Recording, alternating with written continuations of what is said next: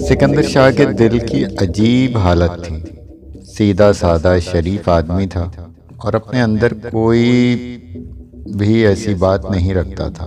بس جہاں تک رانی کا معاملہ تھا وہ ایک الگ بات تھی، اور اس کے لیے وہ بہت مجبور تھا۔ ابھی تک اس نے اپنی زبان مرزا اعظم بیگ کے گھر بند رکھی ہوئی تھی۔ ہر چیز کا ایک وقت ہوتا ہے، اور سکندر یہ سمجھتا تھا کہ ہر ایک کی تشہیر نہیں کرنی چاہیے، چنانچہ وہ خاموش رہا تھا۔ مگر اب صورتحال اس کے لیے ناگزیر ہو گئی تھی۔ اب بھی اگر زبان بند رکھتا تو کیا کہتا کسی سے؟ ایک بات سمجھ میں نہیں آ رہی تھی۔ سکینہ بیچاری سیدھی سادی عورت تھی، اسے تو ایسی باتیں بتانا بھی خطرہ ہی مول لینا تھا، لیکن اب اعظم بیگ اس کے لیے بڑی شخصیت رکھتے تھے۔ اس نے اعظم بیگ کو اپنے کمرے میں بیٹھے ہوئے دیکھا جب سکندر ہانپتا کانپتا ان کے سامنے پہنچا۔ اعظم بیگ، شکیل وغیرہ نے چونک کر سکندر کو دیکھا۔ پھر اعظم بیگ نے کہا، کیا بات ہے سکندر؟ خیریت؟ تمہاری طبیعت تو ٹھیک ہے؟ میں آپ کو کچھ بتانا چاہتا ہوں بھائی صاحب۔ ہاں کہو، کیا بات ہے؟ سکندر نے پریشان نظروں سے شکیل کو دیکھا تو اعظم بیگ نے کہا، کیا ان لوگوں کو میں یہاں سے ہٹا دوں؟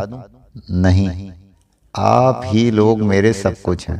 اصل میں آج ایک بہت بڑی بات ہو گئی ہے۔ ہاں خیریت؟ کیا بات ہے؟ مجھے آپ کو پیچھے سے کچھ بتانا پڑے گا۔ رانی کے بارے میں کچھ کہنا چاہتا ہوں۔ کیا ہوا؟ خیریت؟ یہ تو آپ کو معلوم ہے کہ وہ میری بیٹی نہیں ہے۔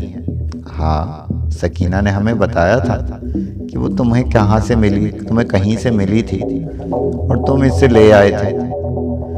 مگر بڑی بات ہے بھائی، کسی کی بچی کو اس طرح اپنی اولاد کی طرح پالنا معمولی کام نہیں ہوتا۔ آج ایک عجیب واقعہ ہوا ہے۔ بھلا کیا؟ اور جواب میں سکندر نے ساری کہانی ان لوگوں کو بتا دی۔ وہ سارے کے سارے حیرت سے آنکھیں پھاڑ کر رہ گئے تھے۔ پھر مرزا صاحب نے کہا، وہ سامنے والی کوٹھی کی بات کر رہے ہو؟ جی ہاں، میں نے سنا تھا کچھ نئے لوگ وہاں آئے ہیں، لیکن یہ قصہ کیا ہے؟ اب آپ یہ بتائیے، رات 12 بجے ہمیں کیا کرنا چاہیے؟ تم فکر مت کرو سکندر، تم نے بہت اچھا کیا، ساری تفصیل مجھے بتا دی۔ تمہیں معلوم ہے میرے دوست پولیس آفیسر ہیں۔ ہم پورے انتظامات کرنے کے بعد چلیں گے اور دیکھیں گے کہ قصہ کیا ہے۔ اگر کوئی گڑبڑ ہوئی تو سمجھ لو کہ ہم ان لوگوں کو زندہ سلامت نہیں چھوڑیں گے۔ کیا سمجھتے ہیں وہ ہماری رانی؟ پھر آپ لوگوں کی کیا رائے ہے؟ چلنا ہے اور ضرور چلنا ہے۔ تم بالکل بے فکر رہو، مجال ہے کسی کی۔ اور جہاں تک رہا معاملہ 50 لاکھ روپے کا، تو بہرحال سکندر شاہ، تم اتنے ہی بڑے آدمی ہو، ہمیں معلوم تھا۔ ہمارا سب کچھ تمہارے لیے حاضر ہے، تمہیں کسی چیز کی ضرورت نہیں، اور تمہاری ساری زندگی اب ہمارے ساتھ منسلک ہے۔ تم نے بہت اچھا کیا جو دولت کے لالچ میں نہیں آئے۔ بہرحال وہ سب سکندر کو دلاسا دیتے رہے۔ شکیل نے اپنے اس پولیس آفیسر دوست کو بلوا لیا جس نے ہمیشہ ہی الجھے ہوئے معاملات میں ان کا ساتھ دیا تھا۔ جب انہیں اسے مختصر تفصیل بتائی گئی تو اس نے کہا، فکر مت کریں آپ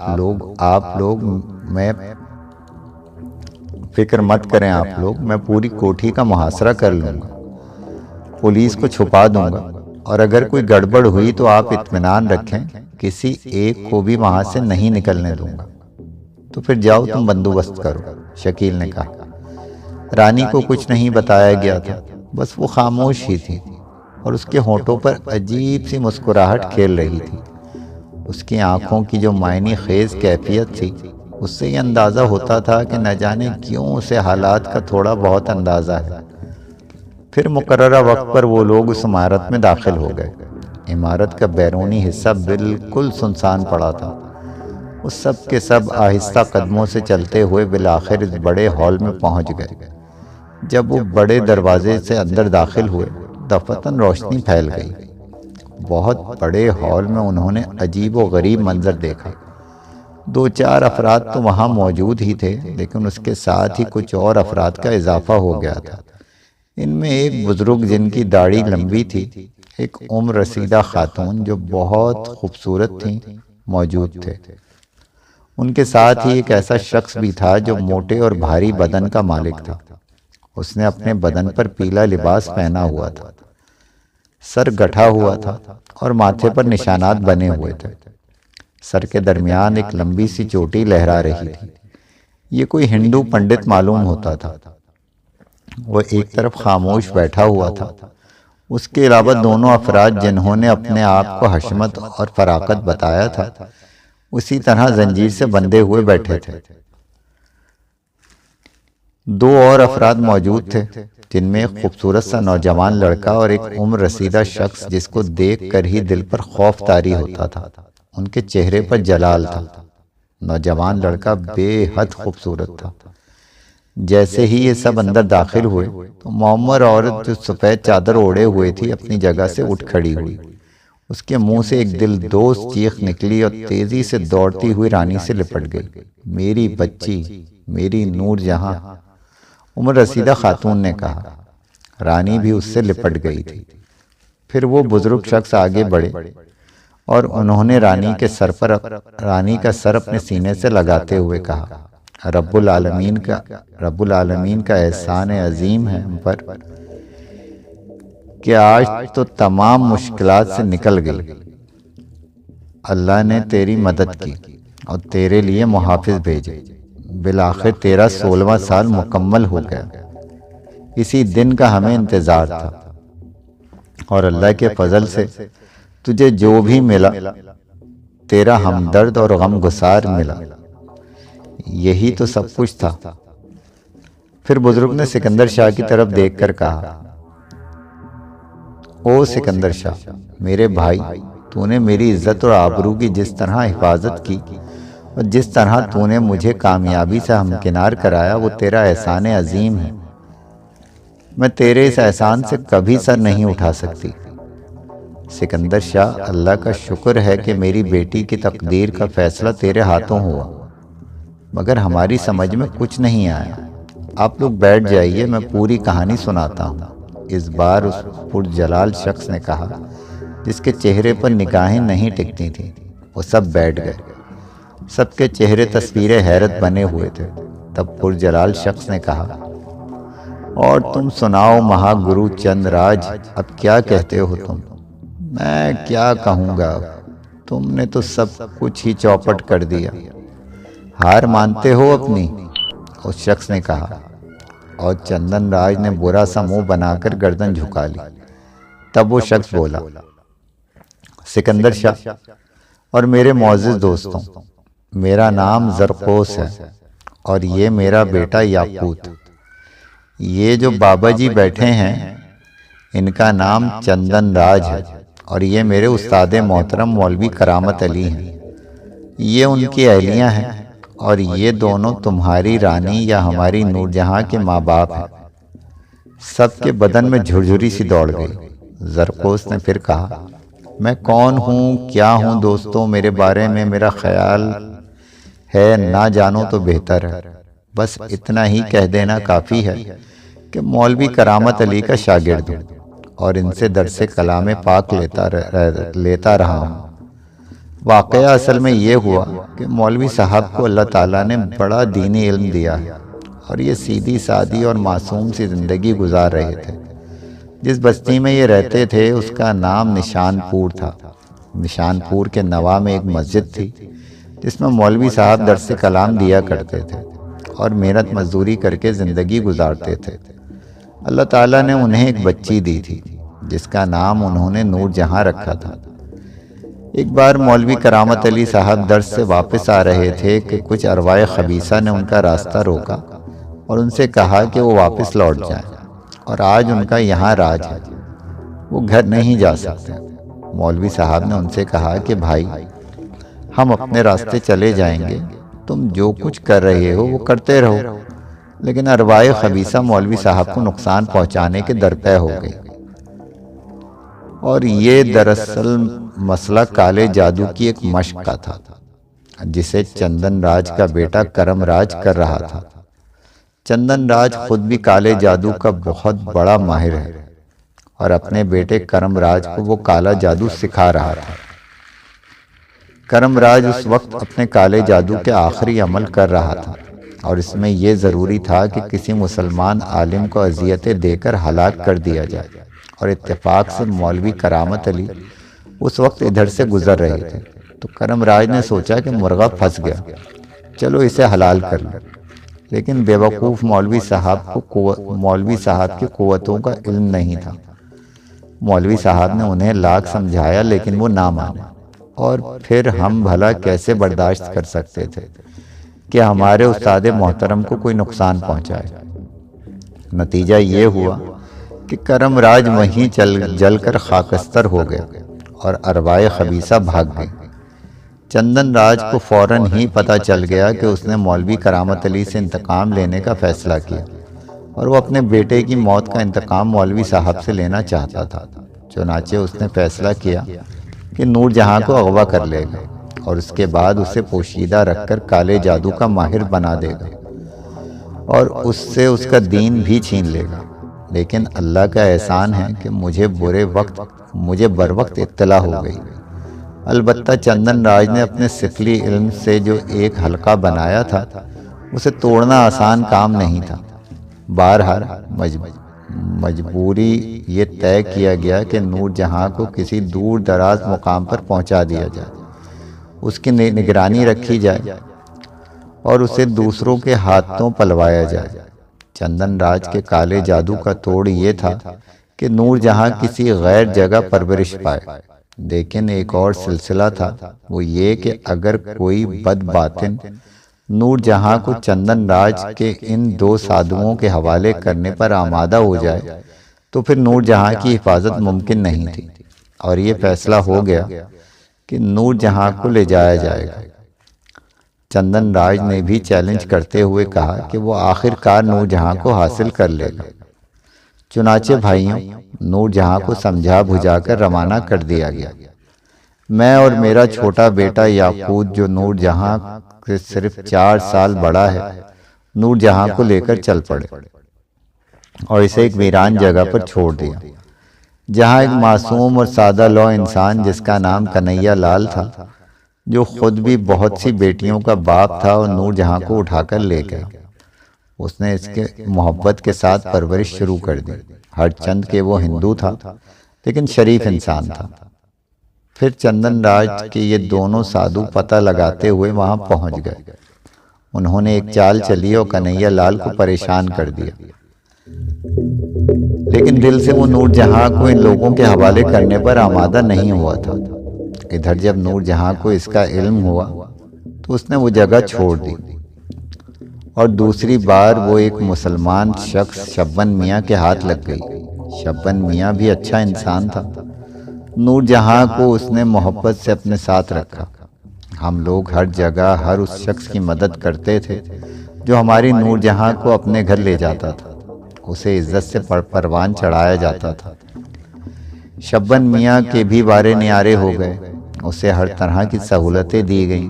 نور جہاں کو ہم نے ایسی قوتیں دے دی تھی کہ وہ بہت سے لوگوں کے کام کر دیا کرتی تھی۔ میرا بیٹا یاقوت اس سے اکثر ملتا رہتا تھا، اور کبھی کبھار میں بھی۔ پھر شبن میاں کے والد صاحب دولت کے لالچ میں آ گئے، اور ایک بار پھر ہمیں مداخلت کرنی پڑی۔ ہمیں ایسے شخص کی تلاش تھی جو دولت کے بدلے نور جہاں کو قربان نہ کرے، اور اس کے ساتھ ساتھ ہی ہمیں نور جہاں کے جوان ہونے کا بھی انتظار تھا۔ چندن راج کی اس قسم اور عمل کا ایک وقت مقرر کر دیا گیا تھا، اور وقت یہ تھا کہ اگر چندن راج نور جہاں پر قابو نہ پا سکے اور نور جہاں 16 سال کی ہو گئی تو پھر چندن راج کا جادو بے اثر ہو جائے گا۔ اور کیا ہی عمدہ بات ہے کہ سکندر شاہ صاحب، جنہیں ہم ایک انتہائی شاندار اور بہترین انسان کہہ سکتے ہیں، نور جہاں کی پرورش کا باعث بنے، اور ان کی تحویل میں وہ 16 سال کی ہو گئی۔ لیکن یہ کم وقت سادھو پھر پہنچ گئے تھے، اور انہوں نے اس نازک وقت میں اپنا جال ڈالنے کی کوشش کی تھی۔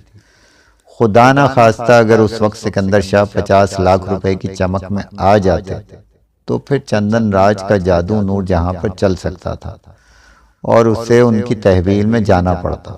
لیکن شکر ہے مالک کا کہ سکندر شاہ صاحب نے فراغ دل انسان نکلے اور اس نے ان نوٹوں کے ڈھیر کو لات مار دی۔ یہاں چندن راج کا سارا کھیل ختم ہو گیا۔ یہ ہمارے درمیان معاہدہ تھا۔ چندن راج کے دونوں سادھو قید ہو گئے۔ چندن راج نے یہ طے کیا تھا کہ اگر وہ اپنی آخری کوشش میں بھی ناکام رہا تو پھر ہمیں اختیار ہوگا کہ اسے اور اس کے ساتھیوں کو زندگی سے محروم کر دیں، اور اب وہ وقت آ گیا ہے۔ سکندر شاہ صاحب، چنانچہ اب صورتحال یہ ہے کہ حقدار کو حق پہنچنے والا ہے اور یہ سارا کھیل ختم ہو رہا ہے۔ اب نور جہاں آزاد ہے، ہم نور جہاں کو اپنے ساتھ لے جائیں گے۔ لیکن سکندر شاہ، ہم یہ بھی جانتے ہیں کہ آپ کو اس سے محبت ہے۔ آپ نے اپنی زندگی کا سب سے طویل وقت اس کے ساتھ گزارا ہے۔ چنانچہ اس کے لیے یہ طے کر لیا گیا ہے کہ نور جہاں کو آپ سے ہفتے میں ایک بار ملایا جاتا رہے گا۔ سب سے بڑی بات یہ میں آپ کو بتا دوں کہ مولوی کرامت علی صاحب نے نور جہاں کی شادی میرے بیٹے یاقوت سے کرنے کا وعدہ کر لیا ہے، اور کچھ عرصے کے بعد آپ کی یہ رانی اور ہماری نور جہاں میری بہو بن جائے گی۔ یہ بڑا دلچسپ عمل ہے کہ یہ عمارت بالآخر ان لوگوں کا مدفن بنی۔ آپ جانتے ہیں یہ معاہدہ کیا تھا؟ معاہدہ یہ تھا کہ اگر 16ویں سال کا آخری دن پورا ہونے تک نور جہاں چندن راج کی تحویل میں پہنچ گئی تو مولوی کرامت علی کو اور مجھے زندہ قبر میں دفن ہونا پڑے گا، اور اگر وہ اس کوشش میں ناکام رہا تو اسے آگ کے الاؤ میں جلنا پڑے گا، اور اس عمارت کے صحن میں آگ کا الاؤ تیار کیا جا چکا ہے۔ معاف کر دے، مجھے معاف کر دے زرقوس، تو ہم جیسا انسان نہیں ہے، تو تو جن ہے۔ کسی جن کو ہم سے کیا دشمنی ہو سکتی ہے؟ میری تجھ سے کوئی دشمنی نہیں ہے چندن راج، تیری دشمنی میرے استاد مولوی کرامت علی سے ہے، اور مولوی صاحب کی عزت میری عزت ہے۔ بھلا کسی کی کیا مجال جو ان کی جانب نگاہ اٹھا کر دیکھ سکے؟ میں تجھے کسی قیمت زندہ نہیں چھوڑوں گا، کیونکہ اس کے بعد میں جانتا ہوں کہ تو اپنے سفلی عمل سے مولوی صاحب کو نقصان پہنچانے کی کوشش کرے گا۔ نہیں کروں گا، ایسا بالکل نہیں کروں گا۔ مجھے معاف کر دے، مجھے معاف کر دے زرقوس، مجھے معاف کر دے۔ یہاں معافی کا سوال ہی نہیں پیدا ہوتا۔ سنو زرقوس، مولوی کرامت علی پہلی بار بولے۔ جی استاد محترم، کیا کوئی ایسی گنجائش نہیں نکل سکتی کہ ان تینوں کو؟ مولوی صاحب، آپ کا حکم سر آنکھوں پر، لیکن خدارا مجھے یہ حکم نہ دیجیے گا کہ میں انہیں زندہ چھوڑ دوں، کیونکہ میں جانتا ہوں اس کے بعد کیا ہوگا، اور جو ہوگا وہ میں آپ کو بتانا نہیں چاہتا۔ اللہ کی مرضی ہے مولوی صاحب، گردن ہلا کر بولے، اور زرقوس خاموش ہو گیا۔ چندن راج کے دونوں ساتھو بری طرح چیخ رہے تھے، تیرا بیڑا غرق ہو کالے کافر، تیرا ستیہ ناز جائے، ہمیں بھی مروا دیا تو نے، ساری زندگی ہمیں در بدر رکھا۔ کیا کر لیا تو نے؟ بڑا مہان بنتا تھا، ارے کیا بگاڑ لیا تو نے ان کا؟ ارے بھائی ہمیں تو معاف کر دو، ہم تو کرائے کے ٹٹو ہیں۔ نہیں دوستوں، معاہدہ معاہدہ ہوتا ہے۔ ہم جانتے ہیں کہ تم نے ہماری نور جہاں کو کیسی کیسی تکلیفیں پہنچانے کی کوشش کی ہے، تمہیں معاف نہیں کیا جا سکتا۔ یہ صورتحال ایسی تھی کہ سبھی کے بدن کانپ رہے تھے۔ مرزا اعظم بیگ، شکیل اور جو لوگ وہاں موجود تھے خوف سے تھر تھر کانپ رہے تھے۔ زندگی میں پہلی بار انہوں نے کسی جن کو انسانی شکل میں دیکھا تھا، اور آنے والے وقت سے بے حد خوف زدہ تھے۔ ساری کہانی ایک خواب معلوم ہوتی تھی۔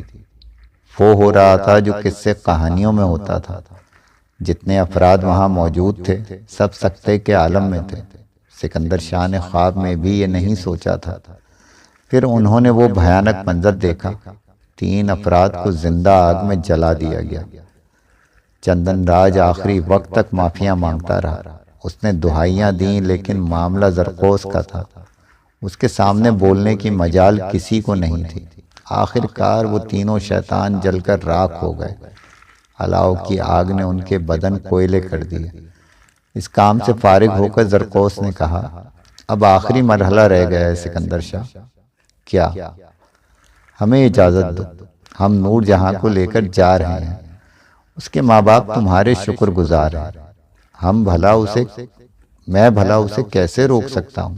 سکندر شاہ غمزدہ لہجے میں بولا۔ تم سے وعدہ کیا جاتا ہے کہ ہفتے میں ایک بار وہ تم سے ملنے ضرور آیا کرے گی۔ تمہاری اسی محبت کا ہم کوئی صلہ تو دے نہیں سکتے۔ یہ انگوٹھی رکھ لو، کبھی کوئی مشکل پیش آئے تو اسے ہتھیلی پر رگڑ دینا، میں آ جاؤں گا۔ اب آپ لوگ جائیے، ہم چلے جائیں گے۔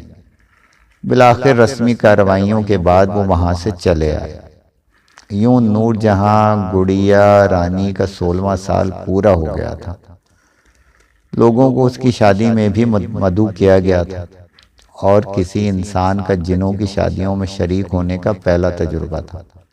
نور جہاں اب یاقوت کے ساتھ ہفتے میں ایک بار مرزا اعظم بیگ کی حویلی میں آتی ہے، اور کوئی سوچ بھی نہیں سکتا کہ سکندر شاہ کی بیٹی داماد کون ہے۔